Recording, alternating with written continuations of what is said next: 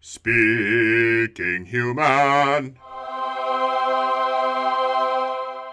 Today on Speaking Human, we celebrate the arrival of summer by sitting around the campfire, singing along to the S'more song, and discussing DQ's new marketing campaign. It's gonna be a hot one. Speaking Human.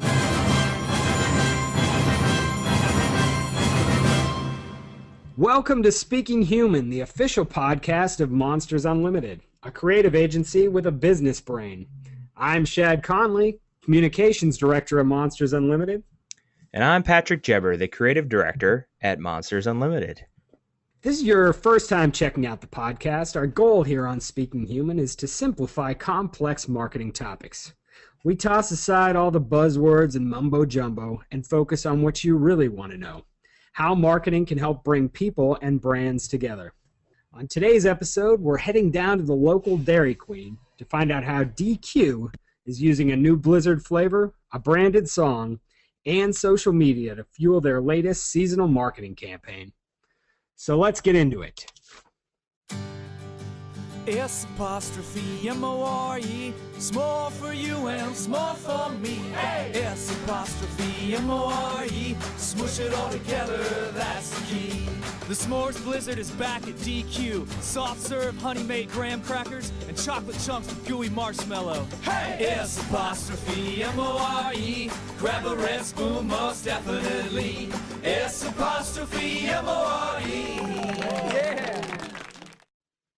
So, Patrick, there's a lot of companies out there, a lot of different brands who are, they have sort of a key selling season. Sometimes that's an actual season, like summertime or winter, where just their window for selling their products open the most. That's when they're going to reach their audience. Maybe it's a beer brewing company who produces seasonal ales, or maybe it's a manufacturer who there's the trade show season that they really need to concentrate on. But a lot of people have these sort of selling seasons. I don't think it's uncommon for companies. Would you say? No. Yeah, I was gonna say, the whole Black Friday is a great selling season. Best Buy and their challenge, to stand out amongst the rest of the Black Friday deals that are out there, tech or whatever it is. Yeah, that's a great example. Just a concentration where it's this certain period where you really have to up your marketing because a lot of your business, a lot of your profits rely on that. And so I think on a day-to-day basis, a lot of companies are facing that. That's why what we're sort of talking about today with DQ, or Dairy Queen as it's also known, is kind of relevant to a lot of people, a lot of different companies out there. Absolutely. So let's talk a little bit about Dairy Queen's. They just launched this new summer campaign. And they're sort of, they're kind of a large-scale example of this seasonal selling, because there's a lot of Dairy Queens that are open all year round. Some are just open in the summer, but it's really I don't know what percentage of their sales come in the summer, but I would assume it's like in the around 80% or something like that. So it's really that window between Memorial Day and Labor Day is kind of make or break time for them. It's a good year or a bad year, depends on what they sell in the summer. And so this year with the DQ campaign, they did there was a whole article in the New York Times talking about how they try to do something different with their campaign and refocus it a little bit this year. You want to talk about some of the kind of unique components of the DQ summer marketing campaign? Yeah, sure. They're focused on these limited time offers. So the S'mores Blizzard is the one that they started last year, and they're bringing it back this year because they did so well with it last year. And then they're introducing the Chips Ahoy Blizzard and a new free bacon upgrade for their $5 lunch. Ooh. Yeah, value lunch with a free bacon upgrade. You can't get much better than that. Hopefully it's good bacon. And then they're increasing their social media content, and that runs primarily within Facebook and Twitter. And their use of the hashtag love my DQ. Yes. The hashtag. The hashtag. I am making the sign of the hashtag as I'm doing that.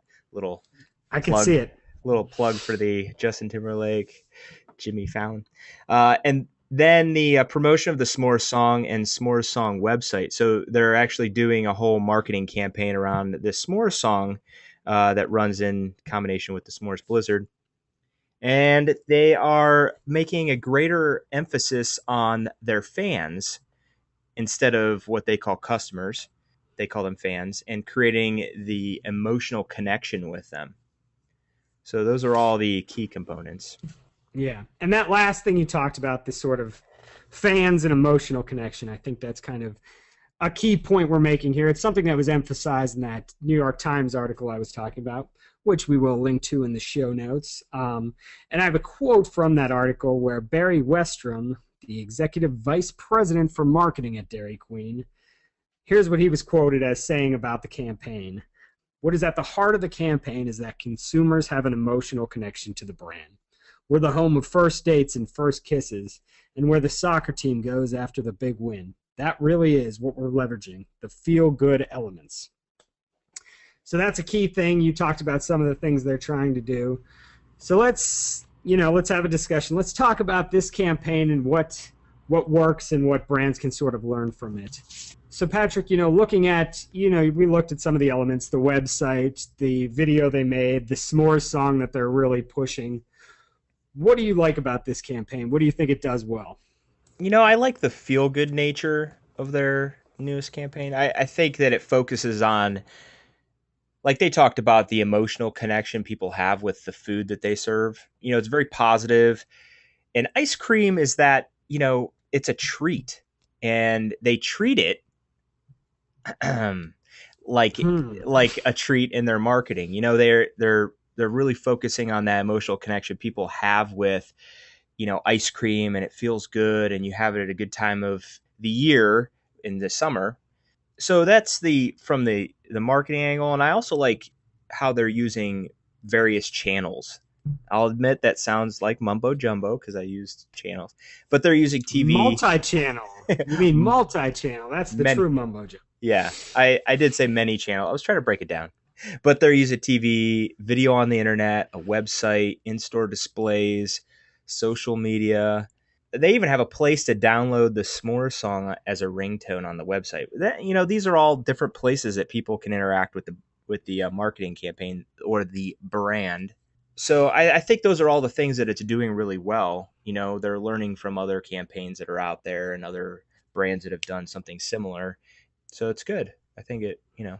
Yeah, I agree with those things, and that's something, especially with something that's like Dairy Queen, where you have such an in-store presence, but then you also want an online presence. It's good to kind of hit people from all those angles, give them a chance to sort of engage with you on different fronts. Mm-hmm. For me, the thing is more even reading that article about the campaign. I like that idea, like you said, the feel-good nature. I think that, people have such vivid memories of summer. And I can, for myself, I can remember, like he was talking about soccer games, I'd go after soccer games and get a blizzard and stuff like that. So I think kind of tapping into those kind of moments and using that in your marketing, which seems like they talk about a little more than they actually do with what I've seen from the campaign. But I like that idea. I think that's a really good idea. You have the summertime, why not use it to your advantage? Summer and ice cream. And, I also like that idea of the fan focus rather than the customer, calling them fans. It sounds simple, but it kind of works. And I hope they do more with that, especially on social media as the summer goes on. Now, we're talking about those things. So there's some things in place here that are pretty good. I think at its core, it's a pretty good campaign.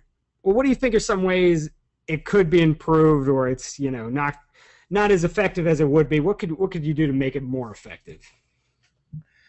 Well, I like that they're trying to get people involved in that video contest that they have. So they've taken the S'mores Song and they're saying, make your own video. And I think it's a great start. I think that it needs something to start the ball rolling, though. I mean, I don't know how many people, have actually submitted videos. And on the website, you could submit your video via, a little submission button. But I think they should have had a handful of fan videos. You notice I said fan because it's catching on, Shaq. Not customers. Yeah, not customers. And I don't see any there. That's the thing. I think that they need some of the fan videos either on the site so that you could see what are other people doing, because I think that gets people in the moment, like, oh yeah, I could create one of those. And maybe their plan is to add them over time, which they could very well do. But I'd go as far to say that they should have probably done a little pre-legwork to get some random people to put together videos prior to launching the site, to have some stuff out there for people to see, because then I think it becomes catchy. It's kind of like when you see a parody video on a famous summer song, or whatever that's happening. You see all these people doing these, and then you're like, that'd be funny if we did this. And then it sparks, gets people ideas on what they could do. So I think that could be an improvement. Yeah, and I think that makes sense because people, if you just say, here's the contest, they don't always know where to start. Yeah, you got to give them a jumping off point, and I think people will do it, and especially, I don't know really how loyal their fans are. I mean, they do have, over 8 million likes on Facebook and all that, but so maybe they have enough, where people will just end up doing it and they don't really care. But I think it does help for people who don't have any idea where to start. So I think that's one way. I definitely agree. And, we kind of discussed this a little bit before the show, but they are investing a lot of this campaign on this song, on the idea that people are like this song and are going to want to do things with this song, which, can be good or bad depending on how much people actually like that song. The song is really short, at least in the commercial videos. I think, to make a song memorable, it has to be a little bit longer probably. And there's no longer version of that on the site that I see. So, I think there's probably a way to maybe integrate those fan videos and make it a little bit longer.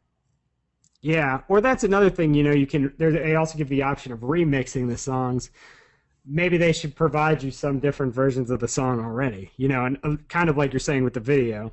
I agree with you there. All right, well, I'll tell you this. The one thing watching the video that kind of hit me, my sort of aha moment, or when the light bulb came on over my head, is I was watching that video of the S'mores song, and there's one part, it's just even a blip towards the end, where they mentioned something that I think should have been, they could have made it the key to the whole campaign, and I would have thought it would have been really good.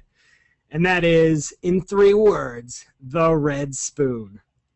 The red spoon is such that's such an iconic Dairy Queen thing. When they mentioned it, I was like, oh man, you could do so much with that. You could have built the whole kind of campaign and this idea of, they talk about people's memories of Dairy Queen in summertime. You could have built a whole campaign with that around the red spoon, And then you get the redspoon.com, hashtag the red spoon. You could even have something where your spoons you get when you go get a Blizzard could have some kind of contest where somehow you could win if you get a certain kind of spoon or something like that. I just think it's such a strong identifiable image that if you kind of took that and tied it with, your memories of Dairy Queen, or went on social media and, said, submit your memories of Dairy Queen. What's your favorite memory of the red spoon? Something like that. Because people don't remember what treats they had, but they remember that spoon. It's one of those background details that kind of just pops in your memory. So I thought, to me, that was like, that would be perfect. If we were doing it, it'd be great to build a campaign around that concept. Yeah. You could even do something even simpler than a fan video. You could just have people Instagram or post photos of their red spoon somewhere, because people do that all the time. Yeah. Wouldn't that be cool? And, it takes very little effort on a fan's part, where they could just, they prop up their spoon in some odd situation and have a contest that way. That might actually work really well. Yeah. And it shows you how, Dairy Queen is everywhere and there's Dairy Queen fans everywhere. I think that's really cool, actually. And you could even do, you could do submit different artwork made with the red spoon, something like that. People like doing that kind of stuff too. Yeah. So I think we got something pretty good here. We might have to call up DQ. We'll give their agency a record, a run for their money. Because it's a decent campaign already, but some of our ideas there could really take it to the next level. Yeah. So anyway, thinking about this campaign as a whole and kind of wrapping things up here, what do you think brands can take away or sort of learn from this campaign about seasonal marketing or just marketing in general? Well, like I said, it's a really positive campaign, and I like that. I like that they're focusing on the positive aspects and have really put some thought into what that emotional connection is with Dairy Queen. I got to be honest, Dairy Queen hasn't really been on my radar, but I have noticed a huge surge lately of their commercials and other marketing from them just as of late. But, for a while, I was wondering what's happening with Dairy Queen, because we have a Dairy Queen near us, but I thought, how are they doing financially? Because they seem so recluse in the media. Yeah, and they had a while where they were really, I feel like, focusing on their food, trying to push their food, which I don't know. Personally, I love the Blizzard. I've never had any interest in eating Dairy Queen food. Yeah, I mean, I don't either. And I don't think people identify Dairy Queen. I mean, it's Dairy Queen. It's not food you can't have queen. Food made from dairy? It's not food. It's not Burger Queen. It's not, although that's interesting. They should have ice cream, milk, and cheese. Dairy Queen maybe could hook up with Burger King, and they could, I don't know. Hey. Whoa! Took that podcast in a different direction. Like that. Very erotic. But more to the question, I guess, I think brands can learn a thing or two from what they're trying to do here, and that's that they're really focused on what customers like about them. And they've taken time and they've considered who their customers are and why and when they patron their restaurants. It's like that simple tagline, fan food, and we talked about it. It's pretty genius, actually. It's the place where teams go after a game in the summer. I mean, that is what you think of. When I see Dairy Queen, I actually see long lines of like baseball or soccer teams or whatever outside. Right? You would think they would have thought that long but that's the big takeaway, I feel like, to get to know your customers, not what you think but take the time and look at your business from their perspective. It's not an easy assignment for sure, but one I think that's really enlightening and can help your marketing and a better bottom line, aka sales. Definitely, though. And that's one of those simple things that's, when you're like, oh, that's so obvious and makes sense, but it's not that obvious, and most companies don't do it, even though it's right there kind of in front of you. Mm-hmm. Or you think what they think about you, but you don't really take the know. Yeah, you just don't take the time. I mean, we're all guilty of it, but yeah.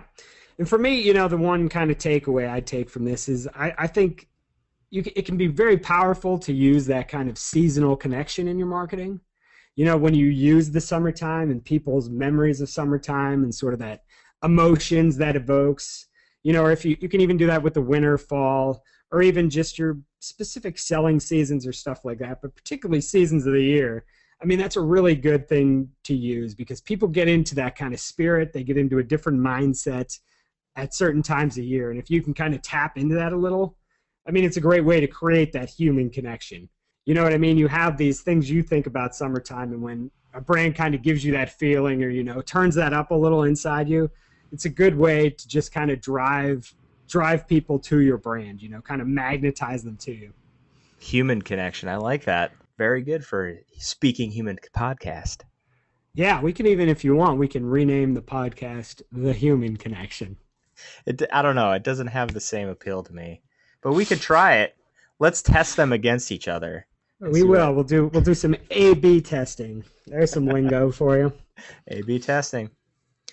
So anyway, that's, I think that's all we have on the Dairy Queen campaign, unless there's anything else you wanted to discuss about it. It's good, not quite great, but it could be. Yeah, that's true. That's it for today's show. You can listen to current and past episodes of the podcast at speakinghuman.com. You can also subscribe to the Speaking Human podcast in the iTunes store. Email us with any feedback or questions at human@thinkmonsters.com. That's human, HUMAN, @thinkmonsters.com. We'll be back in 2 weeks with another episode of Speaking Human. Catch you then, humans. Speaking Human.